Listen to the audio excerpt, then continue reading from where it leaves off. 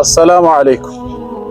ብዙ ጊዜ ሙስሊሞች አንዳንዶቹ የተወሰኑት ማለት ነው ዙህርን ከአስር ጋራ ወይ መግሪብን ከኢሻ ጋራ አንድ ላይ ሰብስበው ከሰገዱ በኋላ ቀስር አደረኩ ይላሉ። እዚህ ጋር ያለውን የቃላት አጠቃቀም ስህተት ለማረም ፈልጌ ነው። ቀስርና ጀምዕ ማለት ምን ማለት እንደሆነ ለማብራራት ያክል ነው። ቀስር ማለት ማሳጠር ማለት ሲሆን ጀምዕ ማለት ደግሞ መሰብሰብ ማለት ነው። ሩባዕያ የነበሩ ባለ 4 ረክዓ ሰላቶችን ዙሁር፣ አስርና ኢሻን በሁለት ረክዓ መጠኑን አሳንሶ ወይም አሳጥሮ መስገድ ቀስር ተብሎ ይጠራል።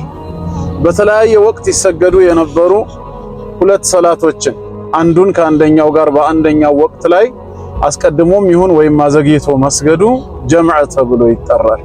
ስለዚህ አንድ ሰው ዙህርን ከሰገደ በኋላ ሙሳፊር በሆነበት ክልል ላይ አስርን ወደ ዙህር አምጥቶ ከሰገደ ወይም ዙህርን ወደ አስር ወስዶ ከሰገደ ይሄን አይነቱን አሰጋገድ እንዲሁም በመግሪብና ኢሻ ላይ ከፈጸመው ጀምዕ አደረገ ነው የሚባለው። ይሄ ጀምዕ ተብሎ ሲጠራ ባለ 4 ረክዓ የነበሩ ሰላቶችን ደግሞ መጠናቸውን ቀንሶ 2 ረክዓ አድርጎ ከሰገደ ቀስር ተብሎ ይጠራል ማለት ነው። እኔ ለምሳሌ ሙሳፊር በሆንኩበት ክልል ላይ ዙህርንም በወቅቱ 2 ረክዓ ብሰግድ አስርንም በወቅቱ 2 ረክዓ አሳጥሬ ብሰግድ ቀስር ነው እንጂ ያረኩት ጀምዕ አላደረኩም። ጀምዕ ማለት መሰብሰብ ማለት ነው።